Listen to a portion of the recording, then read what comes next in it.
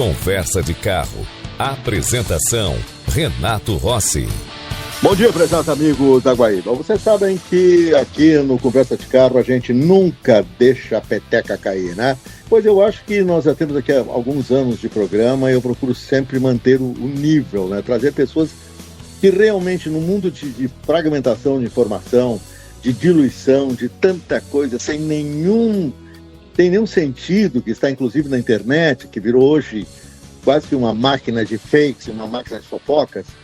É bom quando a gente tem profissionais de alto nível, como o Rodrigo Cerveira, que é um manager, né? Ele trabalha há muitos anos com imagem de marca, trabalhou na sua empresa, que é a Strategy Studio, que é estúdio de estratégia, ou de estratégico, né? E também é sócio da Vortex. É uma empresa que trabalha com marcas, principalmente, e teve um currículo muito rico, com marcas famosas que atuam no Brasil, e que o Rodrigo, juntamente com a sua equipe, ajudou a forjar, a solidificar marcas famosas aqui no Brasil, que eram famosas fora do Brasil, e que aqui praticamente o trabalho foi feito do zero, para que essas marcas tivessem notoriedade no mercado brasileiro. Existe um termo em inglês que é o brand equity. O brand equity é justamente o valor agregado a uma marca que leva um produto ou serviço que é polido essa marca. Ela é trabalhada para que o consumidor tenha uma percepção, reconhecimento e experiência com essa marca, mas que não caiba somente ali na funcionalidade do produto, né? O carro é bom, o carro não é bom, o meu televisor funciona ou não. A marca tem que ser algo mais sólido, algo que realmente toque o consumidor e que gere também uma lealdade. É o caso, por exemplo, da marca que eu estava testando ontem, numa viagem aqui pela Serra Gaúcha, com o Mercedes-Benz GLA, modelo 2026, o SUV da Mercedes-Benz, e durante todo o tempo eu ali dirigindo e pensando, né? Eu disse, poxa, a Mercedes está tomando ferro de todo lado aí com os concorrentes chineses que querem entrar no mercado de luxo. Mas aquele carro que eu estava nas mãos era tão bom, e um carro a combustão, um carro que tem um motor 1.3 turbinado, a combustão, a versão elétrica é melhor ainda. Eu disse, mas está aí a razão da Mercedes-Benz, quer dizer, fora de toda a mística que envolve a Mercedes, a qualidade do produto é superior. Rara vez que, inclusive, dirigindo um SUV chinês, eu sentia a qualidade que aquele GLA estava passando para mim, em termos de dirigibilidade, solidez, segurança, confiança imediata do piloto de testes no veículo. Foi uma viagem muito prazerosa na zona montanhosa aí do Rio Grande do Sul. Ontem, durante todo o dia, a Mercedes me emprestou o carro por um dia. Eu fiz essa avaliação, então, numa viagem rodoviária pela BR-116. Bom, agora é com você, né, Rodrigo? Eu já fiz aqui a minha introdução. Eu queria que você falasse para os nossos ouvintes, que são centenas de milhares pelo Brasil e pelo mundo, principalmente pelo Brasil, pelo poder também do Grupo Record, né? Eu queria que você falasse um pouco sobre esse brand equity, né? Sobre esse sentimento que se tem de um produto. A gente vê os bilhões investidos, por exemplo, os chineses da BYD, para serem reconhecidos no mundo. E assim mesmo tem dificuldades. Tem outras marcas que têm maior reconhecimento do que os produtos da BYD, principalmente em mercados envolvidos, mercados primeiro-mundistas. Eu queria que você falasse um pouco sobre isso, que você que é o especialista, falasse um pouco dessa estratégia de produto, como esse valor da marca se estabelece para os consumidores. Estamos num mundo também de diluição total, né, de produtos. O automóvel virou uma commodity, né, como outra qualquer, tem quase o peso de um liquidificador. Fale um pouquinho sobre isso, tá, Rodrigo? Bom dia, Renato, um prazer estar aqui falando com você novamente. Bom dia aos ouvintes da Rádio Guaíba. É sempre um prazer poder trocar com você e falar um pouco sobre construção de valor de marca, principalmente nessa categoria de automobilística, que é uma categoria que eu tenho um carinho muito grande por ter trabalhado com ela durante quase 20 anos aí da minha carreira e ter construído algumas marcas que hoje são icônicas, né? Eu acho que a sua introdução foi perfeita. O primeiro ponto que eu queria chamar a atenção é que tudo isso que você relatou brilhantemente tem muito a ver com o conceito da própria tecnologia ter permeado a indústria automobilística de uma forma muito, muito horizontal, né? Acho que a primeira coisa que é importante a gente levar em consideração é que tecnologia é uma coisa que é acessível a todos, né? A tecnologia per si, ela nasce exclusiva, mas ela nasce sempre com o intuito de permear qualquer indústria onde ela entra. Então, se a gente fosse pensar qual é o papel da tecnologia é ser a base para você poder desenvolver produtos e serviços a partir dela. Essa é a grande ambição de toda a tecnologia que nasce, né? E a gente está vendo isso agora, por exemplo, com inteligência artificial permeando aí toda a nossa vida de uma forma quase que não percebida, né? Muitas das interações que a gente tem hoje, elas são coordenadas por inteligência artificial, a gente nem tem essa percepção. Mas o que acontece é que quando você tem uma tecnologia aplicada a alguma nova indústria, você normalmente você derruba algumas barreiras de entrada, porque a forma como você desenvolve produtos e serviços, ela acaba mudando por conta disso. E, de novo, sendo uma solução absolutamente democrática, qualquer um que queira dedicar um tempo e que queira trabalhar utilizando ela, acaba criando, às vezes, um diferencial competitivo e desposicionando um pouco dos antigos players que vinham de tecnologias anteriores. Um bom exemplo que você deu foi dessa transição do motor a combustão para o motor híbrido e, enfim, para o elétrico também. Os carros, né, os automóveis e as marcas automotivas, durante um tempo, elas viveram o platô onde o que fazia diferença era exatamente a sensação que você tem quando você dirigiu a Mercedes. Qualidade de materiais, acabamento, qualidade de desenvolvimento de produto, não só do ponto de vista do habitáculo ou da dirigibilidade, mas também de motorização e dos motores. Então, você usar produtos mais nobres, ter capacidade de desenvolver produtos com soluções mais eficientes, e mais do que mais eficientes, com mais qualidade, no fim, criava um pouco de percepção, e essa percepção, no fim, era atribuída à marca, e você construía uma imagem de marca a partir da experiência do produto. E na categoria automobilística isso é muito presente porque o carro é muito tangível, né? Diferente de uma empresa de serviços, onde você vive uma experiência etérea, sem contato, o carro é uma coisa presente, né?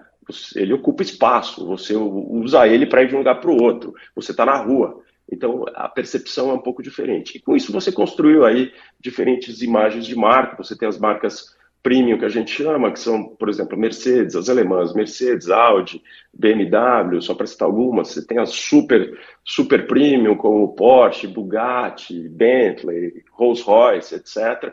E aí você tem as marcas mainstream, das quais, por exemplo, Toyota é uma marca que ocupa bastante esse espaço, baseado na coisa da qualidade, que é um trade-off que o consumidor faz. Ele só tem a lógica, ele tem um produto que não quebra, mas ele não tem um design tão interessante, não tem um produto que chama tanta atenção, nem um produto que empresta imagem para ele. Mas, no final das contas, são formas diferentes de você construir um pouco de percepção de valor. Rodrigo, claro. Desculpe te interromper, você falou de Toyota, né? Você disse que a Toyota, então, ela tem uma credibilidade muito grande, enquanto a marca que não quebra, a marca que está no mundo, mas, ao que parece, os produtos não são muito excitantes, não é? Exatamente, perfeito. Essa é a analogia perfeita, Renato. E aí, isso também mostra para a gente como você pode construir diferentes percepções de valor na cabeça dos diferentes consumidores. Porque se eu tivesse que simplificar, o que é valor de marca? Valor de marca é você fazer com que o preço deixe de ser um atributo relevante na escolha.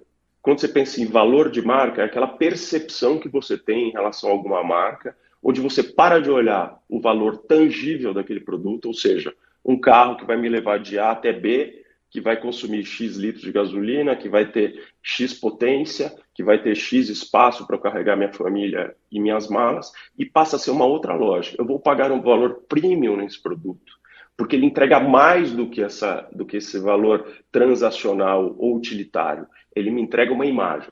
E essa imagem você pode construir tanto de uma forma mais básica, como a partir de um atributo como qualidade, que é o que a Toyota faz, como através do atributo aspiracional, que são as marcas premium, as marcas super premium entregam para você.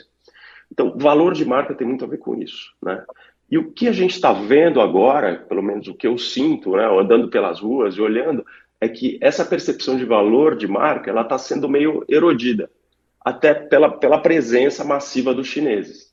Então, para fazer uma analogia simples, talvez o que a gente esteja vendo na indústria automobilística é o que a gente vê na indústria, por exemplo, de celulares, de smartphones. Hoje você conhece o quê? Quantas marcas você tem uma percepção real? Talvez você tenha uma percepção real com o iPhone da Apple, que é uma marca premium, que não tem o melhor produto, mas te empresta uma imagem. Você tem uma percepção ótima da Samsung, que é uma marca mais mainstream, que a gente chama de mercado, que entrega produtos de alta qualidade também, mas que não tem tanta imagem. E você tem uma miríade de outras marcas entregando produtos muito similares, fazendo a mesma coisa, com a mesma câmera, com o mesmo chip, com a mesma capacidade de processamento, com a mesma capacidade de armazenamento, mas que você não conhece. Então, essa smartphoneização do mercado automobilístico é o que as marcas chinesas estão trazendo para essa nova realidade que a gente está vivendo. Essa é uma coisa que acontece por quê? Porque você tem uma ruptura de mudança de plataforma de tecnologia. Antes, os carros a combustão eram um mundo analógico. Agora a gente está entrando no mundo digital dos carros, onde os carros trazem tecnologia de motor, tecnologia de habitáculo, tecnologia de experiência de dirigibilidade, experiência de conexão no carro completamente diferente. E isso está erodindo um pouco essa percepção de valor das marcas. Então, talvez o que a gente esteja vivendo agora, e por conta das chinesas, é essa comoditização do que é um carro. E o grande desafio das marcas que são marcas premium, principalmente as alemãs, ou as marcas chinesas que querem ser premium, como a BYD, por exemplo, é conseguir criar essa percepção de valor, de novo, para esse consumidor que hoje está olhando para essa tecnologia. Mas a tecnologia, ela é comum a todos. Então, aí que está a grande dificuldade. Aí que está o pulo do gato para os players que atuam dentro desse segmento. Você acha que para esse novo consumidor que está aí, que está tendo esse, na verdade, deslumbramento ainda com as marcas chinesas, né? Que vocês são bons carros, alguns nem tão bons, não é? Inclusive aqui no Brasil está sendo um entreposto de carros chineses, marcas se acumulando no mercado, você não tem nem percepção concreta de uma nem de outra, porque você não teve uma experiência anterior com essas marcas, então você não tem um histórico com as marcas, você não consegue nem... Por outro lado, também marcas instaladas no Brasil há décadas, a gente vê que a evolução dessas marcas é muito lenta. A evolução tecnológica continua muito lenta. Você repara que uma Volkswagen coloca um Tera no mercado, melhorou um pouco o design no sentido de um pouco mais esportividade, aquela esportividade contida ainda da Volkswagen, não, nada pode ser muito marcante, até porque é um carro de segmento de entrada, mas aí você vai ver um carro da mesma faixa, vamos pegar aí um BYD Dolphin, vamos pegar um Ora da GWM, aquele carrinho pequeno, carrinho quase minúsculo, mas que tem tecnologias bem mais avançadas, né? Então, existe aí também um aspecto ainda de um certo atraso tecnológico da indústria automobilística instalada no Brasil, que eu acho que está dando vantagem aos chineses. Ou será que não é assim, Rodrigo? Eu acho que do ponto de vista de tecnologia, você está coberto de razão, você está correto, mas eu acho que uma Volkswagen, por ser uma marca aí que tem 100 anos de Brasil, qualquer pequeno movimento que ela faça, trazendo um pouco dessa contemporaneidade, desses novos atributos, ela acaba conquistando um pouquinho do mercado, porque ela tem a confiança do consumidor. Né? Eu acho que foi agora que aconteceu justamente o que eu disse, né? Eles têm um designer, José Carlos Pavone, meu amigo pessoal, de talentoso, uma pequena modificação estética que eles fizeram no Tera, fugindo daquela mesmice do design da Volkswagen, aquele excessivo conservadorismo, já impulsionou esse carro para frente, né? Pela confiança que tem o consumidor na marca, né, Rodrigo?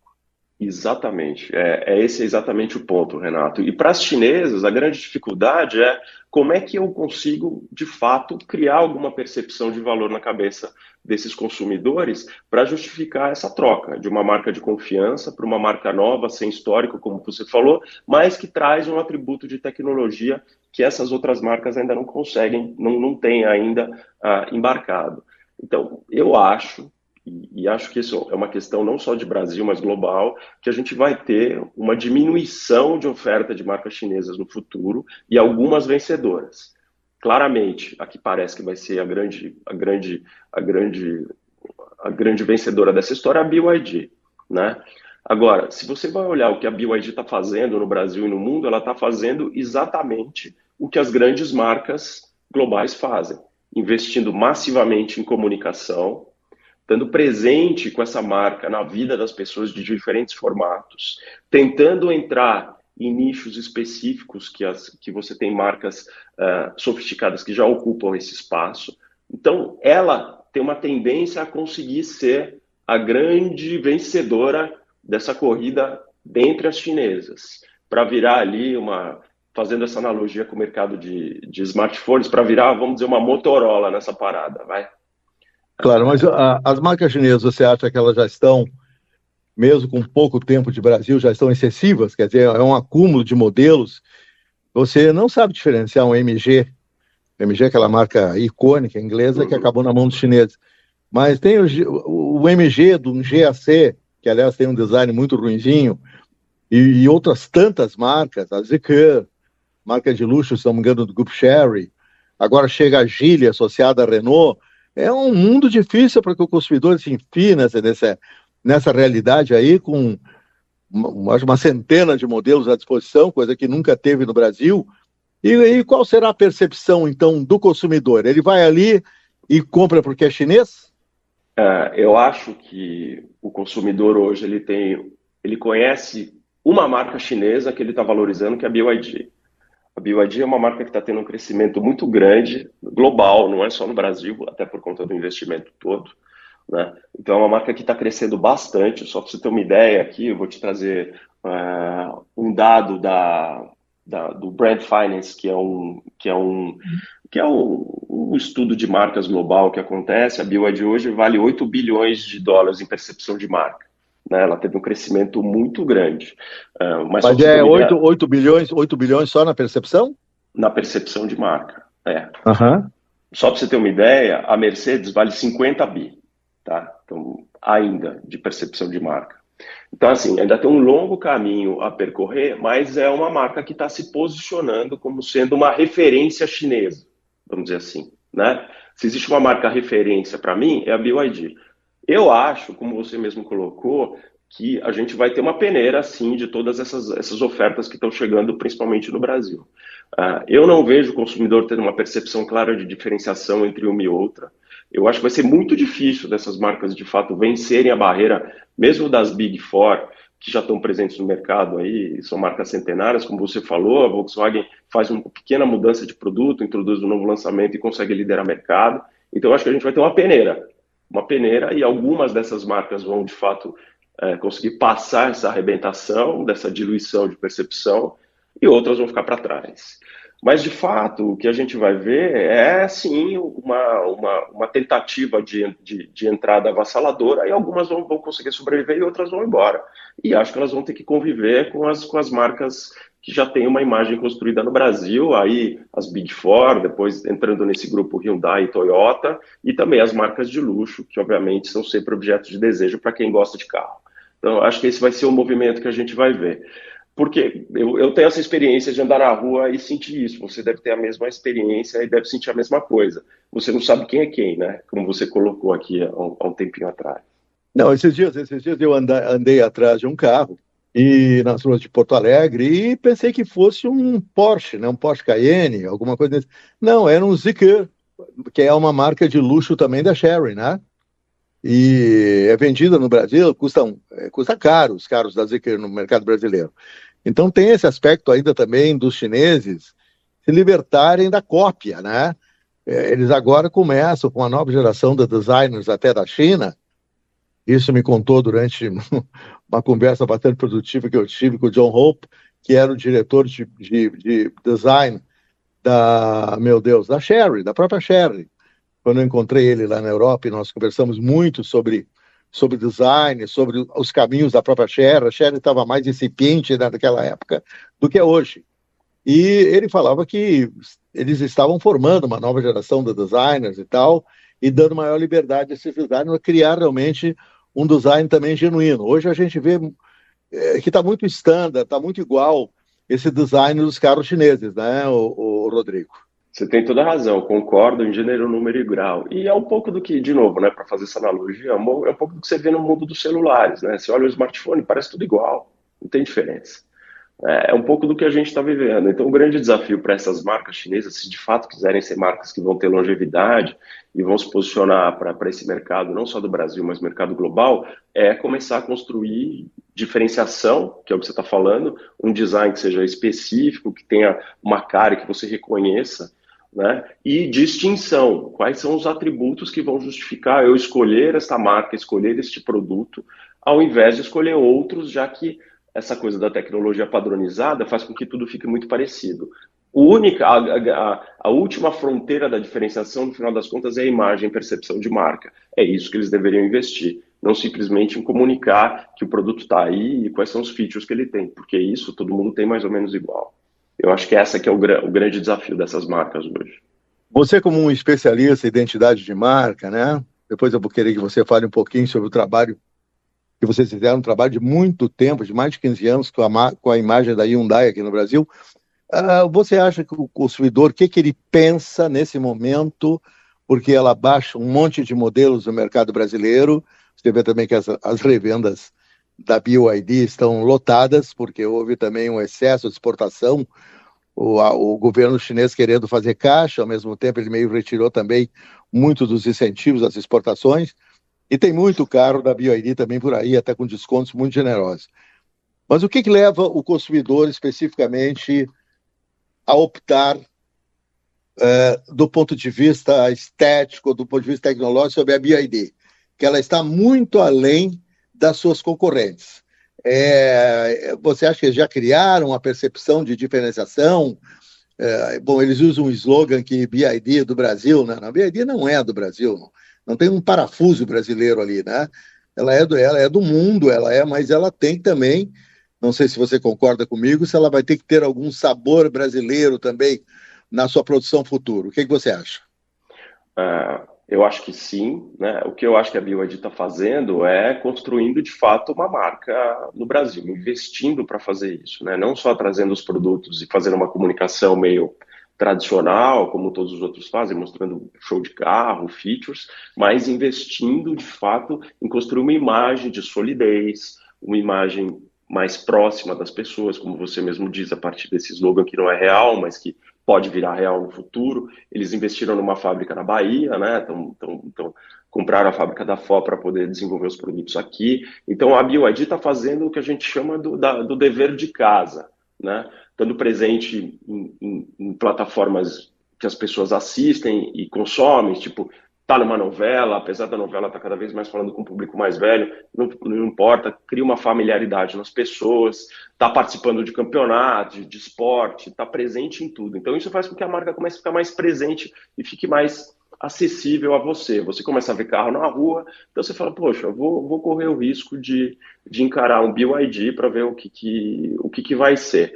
E me parece que o produto é bom, né? Eu não tenho BYD, mas as pessoas que eu conheço que dirigem BYD estão, em princípio, satisfeitas. Mas é um processo de construção de marca e que precisa de muito investimento, que eles de fato estão fazendo. Então, a tendência é que a BYD se posicione como uma marca chinesa mais familiar e próxima dos brasileiros, com uma percepção de qualidade ali, de produto inovador por ser mais híbrido e elétrico, e vai ter que conviver com a realidade das outras marcas que estão presentes há mais tempo, também entrando na mesma seara que ela.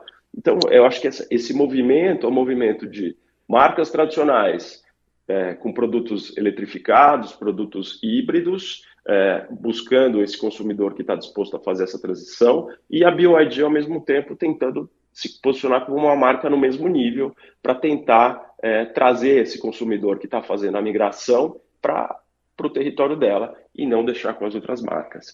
É uma briga complexa. Muito complexa. E depois difícil, porque, por enquanto, eles têm mais grana, né? É evidente, né? Até pelo tamanho do mercado, pelo que o governo da China investiu nessa indústria automobilística, trilhões. Então, eles tiveram também uma facilidade maior da produção dos carros. Agora, realmente, como você falou, eu já andei em vários BYD, inclusive andei em autódromo durante 2 vezes com o Seal, que é uma patada, né? É um pavor. Fizeram um carro, um sedã esportivo, que podia estar na mão de piloto profissional, né? Mas também tem outro lado que esse Seal também não se destaca na multidão. Eles não têm ainda uma especificidade sobre determinados modelos, destacar esse modelo por uma série de atributos que ele tem, que principalmente é o atributo performance. Ele fica meio perdido, porque do lado dele tem o Mini Dolphin, que parece o carro do Batman reduzido, né? Para o Batman baixinho, né? Um Batman anão teria o seu carro de acordo. É um carrinho que fica ali também, as pessoas compram também, não sabendo se esse carro é muito bom ou não é. É um carro razoável, fica no mesmo nível de um Kwid elétrico, não acho a diferença de qualidade do BYD Mini Dolphin para um Kwid elétrico, mas é um bom carro. Você não acha que vai ser difícil para uma montadora, por exemplo, estar lançando tantos modelos ao mesmo tempo, que é o caso da BYD, diferenciar esses modelos no mercado, Rodrigo? Eu acho que sim, você tem razão, mas claramente, pelo menos do meu ponto de vista, a estratégia da BYD é uma estratégia de virar uma marca que a gente chama uma marca mainstream, né? Uma marca de mercado, assim. Eles querem ser o Toyota do elétrico, por isso que você tem uma oferta de produtos muito diferenciada. Claro. Essa sensação, obviamente, que você tem, né, com o Seal, como você falou, é porque o motor elétrico entrega aquele torque, né? Então, a sensação que você tem com o motor elétrico é que, putz, nossa, quanta potência. E de fato, você tem um torque muito grande, né? Por conta do motor elétrico, não ter aquela transição. Então, essa sensação que você tem. Mas, Rodrigo, aí o Porsche 911, o Carrera anda a 370 e o Seal chega a 130, né? É isso, porque é só a percepção do torque do começo. É porque eles não conseguiram ainda extrair velocidade do motor elétrico, porque o consumo da potência é muito rápido, né? É isso aí. Da carga da bateria, né? É exatamente isso. Mas a percepção que você tem é que tem potência, né? Porque o torque é a sensação que você tem ali colado na hora que você acelera. Mas, de fato, o que eu vejo, assim, é a BYD fazendo todos esses investimentos e conseguindo se posicionar globalmente como uma marca chinesa que consegue competir nessa arena global. E isso também se reflete aqui no Brasil, especificamente. O brasileiro tem uma tendência a gostar de novidade, apesar de ser um pouco tradicional na hora de escolher carro, porque é um investimento alto e que, no final das contas, vira um negócio que tem o valor de revenda acaba sendo importante na hora do processo de decisão, mas a BYD, de fato, está conseguindo penetrar principalmente nos mercados de maior valor, né? Mercados do Sudeste, etc., ela está conseguindo ter uma penetração boa. Agora, tudo depende do que vai acontecer no futuro. A grande dificuldade continua sendo construir percepção de diferenciação e valor. E isso você tem que fazer através da marca, não só através do produto, porque os produtos, na minha opinião, eles começam a ficar muito parecidos entre si. Então, construir valor de marca acaba sendo uma necessidade grande ali, e talvez a necessidade estratégica mais importante para todas essas marcas. Você falou sobre o grande trabalho, né? Eu me lembro de uma marca que não tinha nenhuma expressividade e tinha carros muito ruins no mercado mundial. E olha, eu andei nesses carros na década de 90, até fora do Brasil, com os Hyundai. Meu Deus do céu, os SUVs muito ruins. O que houve com essa? Como é que vocês fizeram a Hyundai caminhar tão bem para se tornar uma marca referencial no Brasil, o que é até hoje, porque está aí o sucesso tremendo do HB20, por exemplo, e outros carros importados que eles trouxeram também. Eu me recordo quando eles começaram a mudar a percepção do consumidor, foi através do Tucson, do SUV, que me lembro daquele carro invadindo São Paulo, primeiramente, e depois o resto do Brasil. Qual é o trabalho que vocês fizeram ali? Deu muito trabalho para vocês para forjarem uma imagem de marca sólida para a Hyundai, Rodrigo? Deu sim, Renato, e acho que grande mérito disso também foi do Grupo Caoa, do Carlos Alberto de Oliveira Andrade, que acreditou nesse movimento, né? A gente tem que entender que isso tudo começou numa era pré-internet, né? Não, já existia internet, mas pré-redes sociais, pré-smartphones, onde você dependia muito dos veículos de comunicação tradicionais. E a Hyundai vivia uma realidade onde ela já tinha saído do Brasil 2 vezes. Então, você imagina, pessoas que tinham comprado esse carro no começo da década de 90, ali na primeira abertura de mercado, ficaram com literalmente um mico na mão. Quando o Grupo Caoa começou a representar a marca, ele falou, não adianta eu falar de mim mesmo, porque ninguém vai acreditar.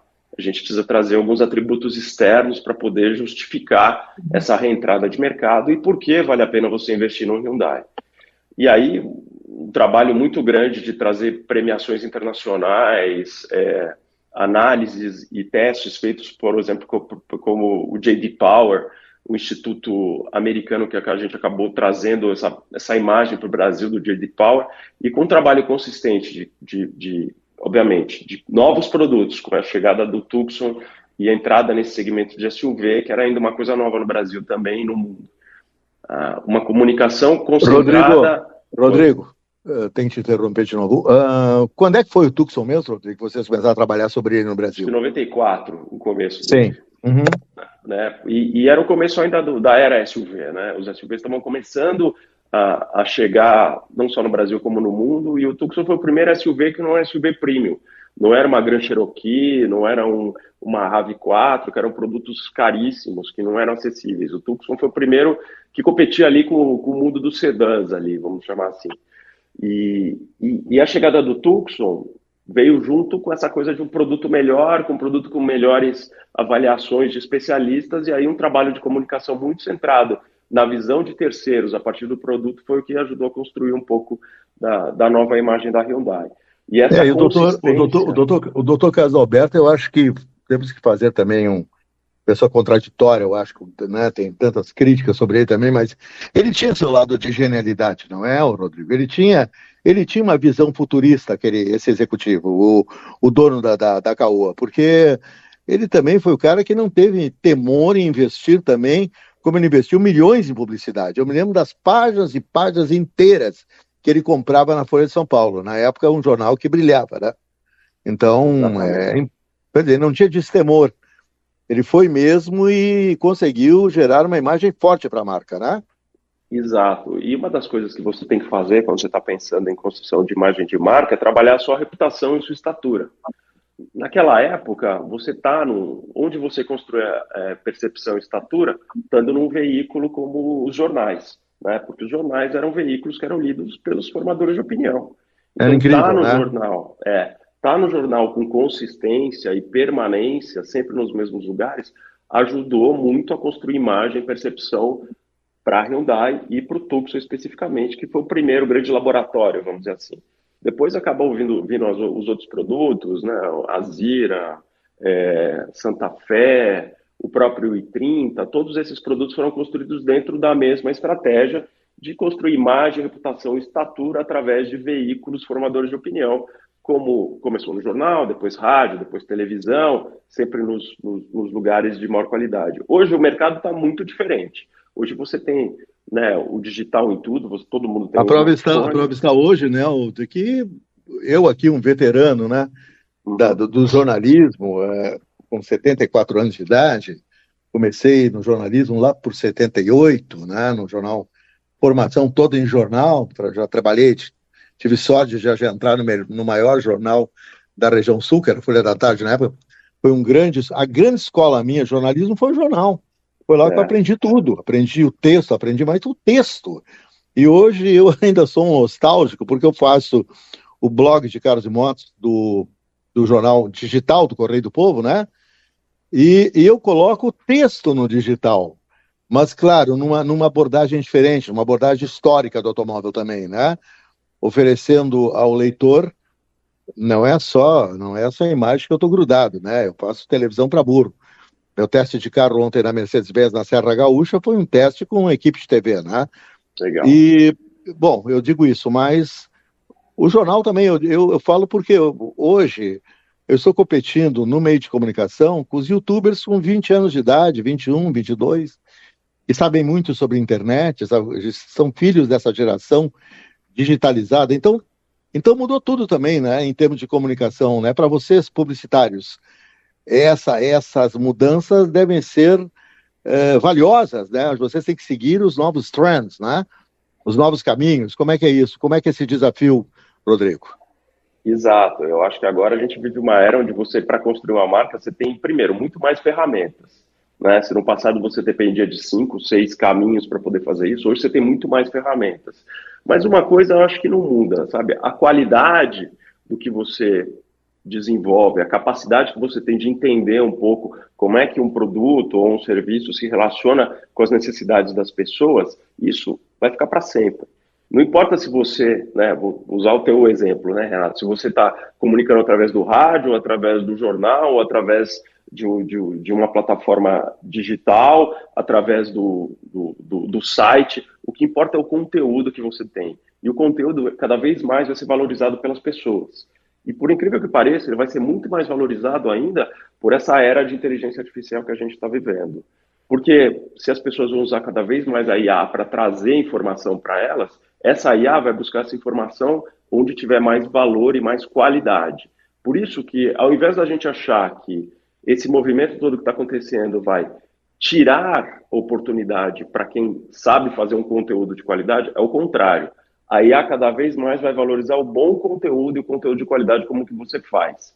Então, é o renascimento do conteúdo bem feito e não simplesmente uma obsolescência dos profissionais que sabem do que eles estão falando. É o contrário que a gente vai viver nesse futuro próximo aqui, imediato. Então, eu acho que se você tem a capacidade... Isso se opõe também àquela coisa nojenta que nós temos no Brasil, né? Porque eu vejo quando você chega numa loja, eu senti a minha passagem da idade pela forma que me atendem, né? E isso que eu sou um cara, sem nenhuma modéstia, muito bem conservado, vamos dizer, né? Para meus 74, porque eu sou um cara de aspecto jovial, sou um cara que não tem nenhum conservadorismo na minha pessoa, sem forçar a barra, né? Eu me desafio a fazer coisas bastante ainda intensivas, mas é o etarismo, eu falei, né? Quer dizer que você está colocando que uma coisa importante, que a experiência humana, então, vai continuar tendo seu valor, né? Eu acho que ela vai ter mais valor ainda nessa era de IA, porque se as pessoas não vão mais buscar por elas mesmas e vão confiar numa IA para trazer informação, a IA vai confiar na informação de qualidade, diferente, e que traz muito mais estofo do que essa superficialidade que a gente tem visto. Mas a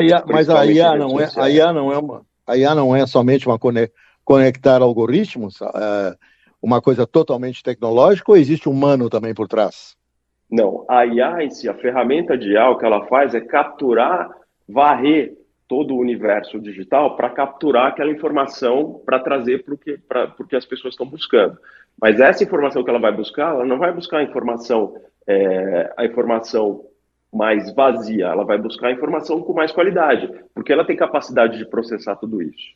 Então, a vitória do conteúdo de qualidade, ela vai ser explicitada pelas escolhas que a IA vai fazer, e não pela lógica da informação curta, simples, superficial, que era o que a gente vivia nessa era de rede social, que é um postzinho com 3 palavras, um videozinho de 5 segundos, porque as pessoas não têm atenção, porque elas não vão mais fazer essa captura, quem vai fazer essa captura é a IA. Então, quando você perguntar, faça uma análise do mercado automobilístico futuro para os próximos 5 anos, ela não vai buscar essa informação no conteúdo raso, ela vai buscar essa informação no conteúdo profundo. E aí é onde os bons gestores de conteúdo, ou criadores de conteúdo, que ainda são as pessoas, porque a IA, ela per si não faz nada, ela simplesmente agrega e constrói uma nova narrativa, ainda vão ser muito valorizados. Então eu acho que é um renascimento do conteúdo de qualidade.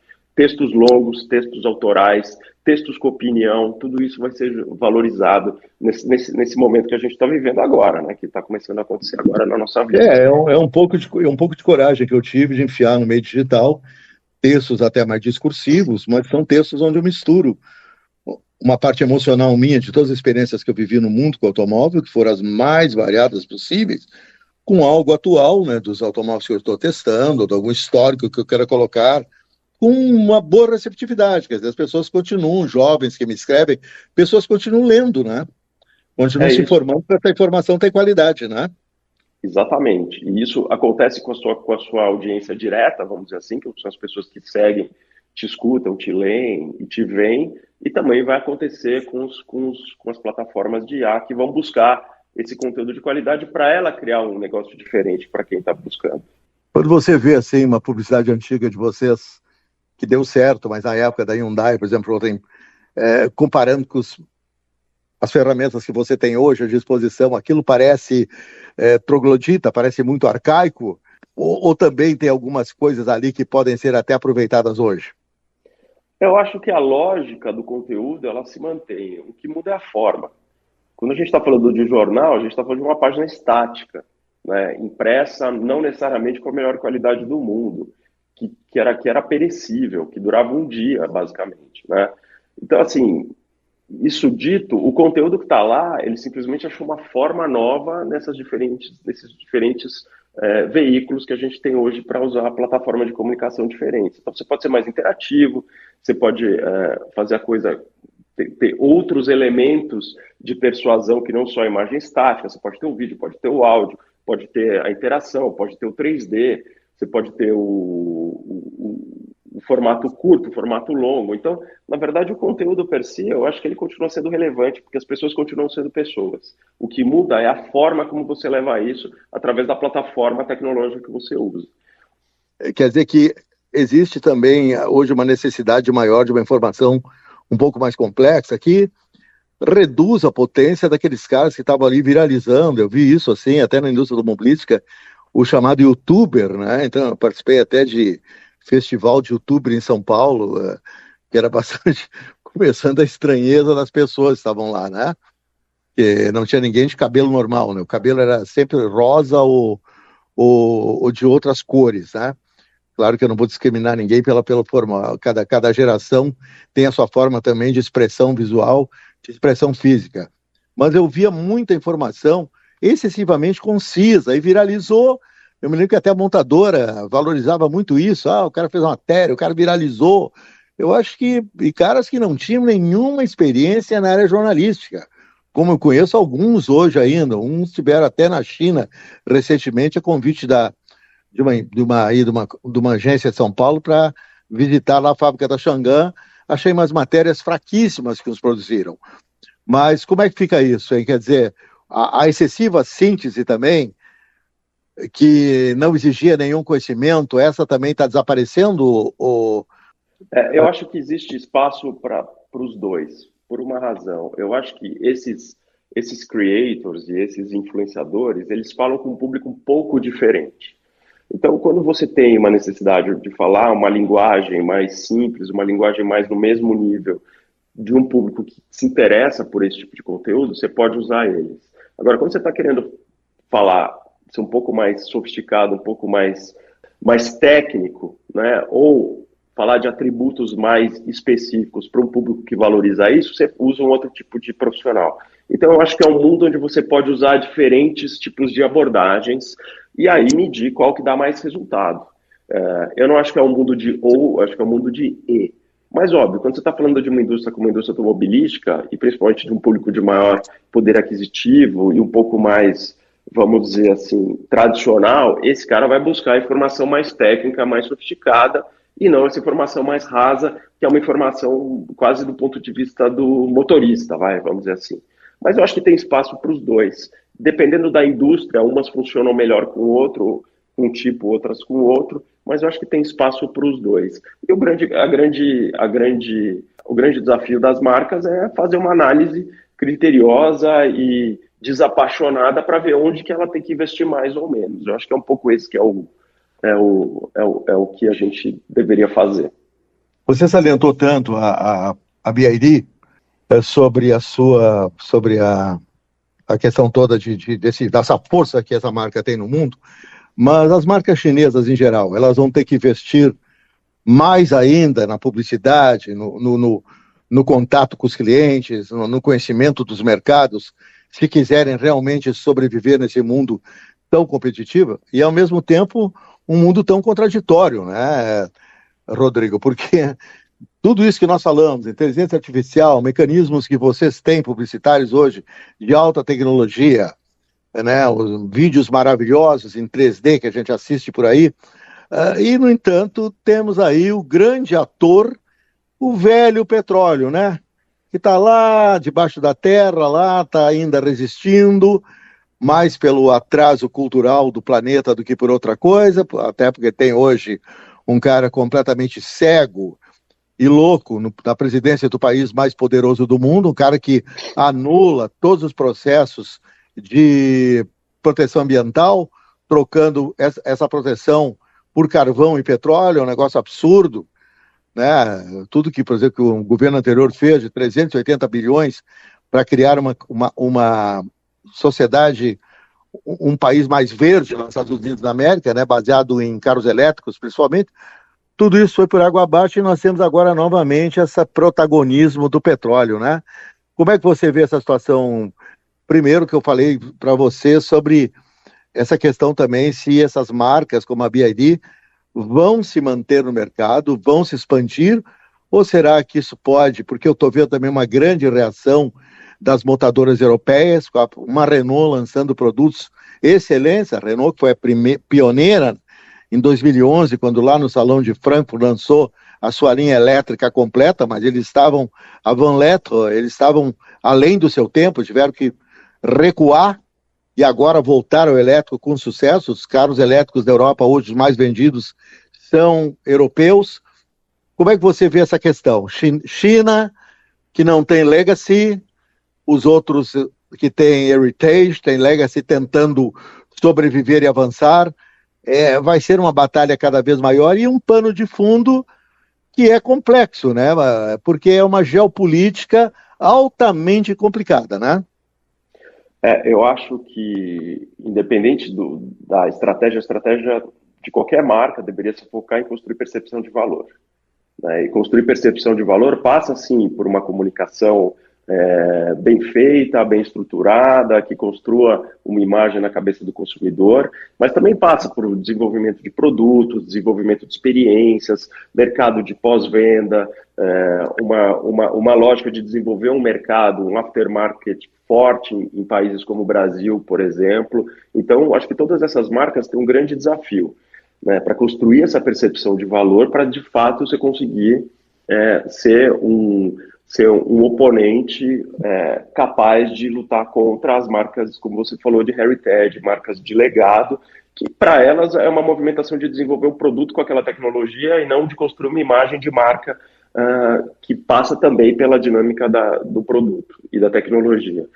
Como eu disse, tecnologia é uma coisa democrática, está aí para todo mundo, então funciona tanto para uma marca nova como para uma marca de legado. A diferença é como você faz uso disso. E, obviamente, as marcas de legado que resolverem investir para construir essa imagem, elas têm um pouquinho mais de vantagem do que uma marca que sai do zero. Mas nada é impossível, já que hoje o capital, teoricamente, é acessível a todo mundo. Dito isso, em relação à própria dinâmica do petróleo, eu acho que você tem razão quando você diz que teve uma mudança de política importante no maior país do mundo, que foi a entrada de um presidente que está querendo investir em perfuração e abrir mão do desenvolvimento aí dessa coisa da economia mais verde. E a gente não pode esquecer que o petróleo, além de ser, obviamente, combustível para combustível, ele também é uma parte integrante de várias manufaturas que a gente usa hoje ostensivamente. Plástico, um monte de coisa a partir de derivados de petróleo. Então, o petróleo, não só como combustível, ele tem, obviamente, né, um protagonismo importante, mas ele também faz parte de outras cadeias de produção muito relevantes para a vida da gente que a gente nem leva em consideração. Então, eu acho que o petróleo ainda vai ficar por um tempo aí presente. Eu acho que o que a gente está vendo com a guerra é que ainda existe uma dependência muito grande global disso, né? Você vê os países se cotizando para abrir mão das suas reservas, para poder diminuir um pouco do impacto que a guerra está tendo e da diminuição das transações de petróleo por conta do Estreito de Hormuz, etc. E a gente, para o mercado de energia limpa e para o mercado de eletrificação de carros, eu acho que a grande dificuldade ainda é a infraestrutura, né? Que pese o fato de que a gente viu uma notícia da BYD que eles estão desenvolvendo uma bateria que carrega em 5 minutos, o que acho que quebra várias barreiras de entrada para um público cético. A gente ainda tem o problema de ter esses canais de recarga estabelecidos e espalhados pelos países e pelas cidades. É difícil, né? É difícil, né, Rodrigo? Você mudar essa percepção, porque é chato, né? Os testes de elétrico que eu já fiz, eu vi que a encheção de saco foi, por exemplo, ter ido para uma rodovia, não ter calculado bem a minha autonomia. Eu estava até num Kwid elétrico, graças a Deus o Kwid tem ali o botão da direção econômica que me trouxe para Porto Alegre a 40 por hora, mas consegui chegar. Angústia elétrica, né? é verdadeira. Então, Exato. na sua percepção também como publicitário, como homem de mercado, o carro elétrico foi lançado sem eles terem pensado nisso? Eles achavam que o sucesso ia ser instantâneo, os fabricantes, e que não precisaria, então, de uma infraestrutura decente, convincente, que acompanhasse o carro elétrico?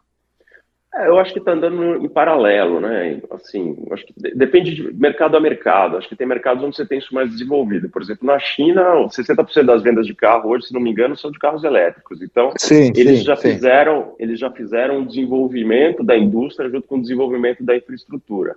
Em países como o Brasil, você vê uma clara defasagem da infraestrutura versus oferta de produtos, né? Então, acho que é muito mercado a mercado. Na Europa, que, né, você tem distâncias menores, etc., isso é um pouco menos presente. Lá tem uma conscientização ambiental maior, então as pessoas estão investindo mais nessa lógica da eletrificação. Mas eu acho que nem os países líderes na Europa são países aqui. A Noruega é tamanho do Rio Grande do Sul, né? Exato. Então, são países pequenos, né? A distância... eu fiz uma viagem lá na Suíça, atravessei a Suíça, era 400 quilômetros, né? Exato. Então, por favor, as nossas distâncias são continentais, né? Aqui, claro que a dificuldade é maior, né? Exato. Então, acho que assim, muito dessa lógica da infraestrutura instalada versus a nova plataforma de tecnologia, elas têm que andar meio junto. Então, acho que a gente está vivendo um momento de transição. Acho que os híbridos têm uma sobrevida grande nesse processo, até você ter uma eletrificação total. E a eletrificação, obviamente, a gente está falando de motorização, mas uma coisa que já é presente nos carros é esse embarque de tecnologia e de conectividade nos produtos. Isso, independente da motorização, já é uma realidade, né? E eu acho que essa talvez seja o primeiro movimento, o segundo movimento, bem com os híbridos, o terceiro movimento seja uma eletrificação total, mas que eu acho que ainda vai demorar um tempo para acontecer por conta dessas assimetrias aí, mercado a mercado. Pois mas aí tem um detalhe, né? O carro elétrico, ao natural, estava desacelerando em 2025 no mundo. E aí os chineses, de uma forma muito oportunista, gostam de dinheiro para burro, né? Eles mudaram a matriz. Aí começou a vir para o Brasil só os híbridos, que é uma coisa manjadíssima. Primeiro híbrido andei foi em 98, por aí, mais ou menos, andando no Prius da Toyota. E agora os caras começaram a exportar, chegou agora uma grande quantidade de picapes da Changan com diesel, como também são as picapes da BYD, a Shark é diesel, a Power da GWM também é diesel ou gasolina. Não parece também um atraso isso, que também contribui essa sanha dos chineses por capital, por querer ganhar dinheiro o máximo possível com seus carros, porque eles foram contraditórios, eles chegaram no Brasil como montadoras verdes, apostando somente no elétrico, e começam a trazer carros a diesel, a petróleo. É interessante isso, né? Eu acho que é uma adaptação ao mercado, né? O mercado de picapes no Brasil é um mercado grande, é um mercado de alto valor agregado, é um mercado que estava na mão aí de basicamente três marcas. Com produtos que não passam de razoáveis, né? Exato. Vamos dizer assim, tem picape muito ruinzinha, foi lançada no Brasil aí. Eu ando numa Ranger, não tem nada de especial numa Ranger da Ford, nem a Hilux tem. A Hilux tem muitas falhas, na minha opinião. Então, a chinesada certamente trabalham sobre pesquisas muito alentadas. Como você disse, uma picape dá uma lucratividade enorme para a montadora, né? É isso. Bom, amigos, nós tivemos um verdadeiro tour de force eu agora me torno francesinho no final do programa, né? já é uma sofisticação. Tivemos realmente uma maratona com o Rodrigo, profissional Cervera, né, que é um profissional da mais alta qualificação, que deu um show de eletrificação, um show de indústria automobilística, de conhecimento, ajudando vocês também a entenderem como funciona uma marca, qual é a importância de ter uma imagem no mercado. Nós nem entramos, eu e o Rodrigo, na diferença do Heritage para essas que recém chegaram, mas ele falou sobre o Legacy, que é o legado de uma marca que é muito importante também, embora hoje grande parte dos consumidores, principalmente países emergentes, para mim estão se lixando para essa questão de Legacy, é a minha opinião, né? Mas você falou que não, que a Volkswagen, por exemplo, quem compra o Volkswagen tem o Legacy também na marca, tem a herança da marca de bons serviços prestados no Brasil. Rodrigo, eu te agradeço muito a tua paciência, tá? o teu conhecimento, enfim, tua visão ampla de mercado. Eu acho que foi muito produtivo para os ouvintes dessa poderosa Guaíba, dessa poderosa Rede Record, e para mim como jornalista também, que eu sempre aprendo com você. Então eu só desejo para você aí um feliz final de semana e uma vida feliz, né, Rodrigo? Muito obrigado, Renato. Muito obrigado, primeiro, pelo seu convite. É um prazer sempre poder conversar com você e com os ouvintes da Rádio Guaíba. Eu acho que essa troca ela é positiva, porque você, como sendo uma referência nesse mercado, ajuda os ouvintes e me ajuda também a ter um ponto de vista muito por dentro do que está acontecendo, e é um prazer poder contribuir com vocês e conversar. Estou sempre à disposição. Um grande abraço para você e a todos os ouvintes. Amigos, nós estamos encerrando Conversa de Carro e até o próximo sábado, 10 horas da manhã, Conversa de Carro. Até lá. Você ouviu Conversa de Carro.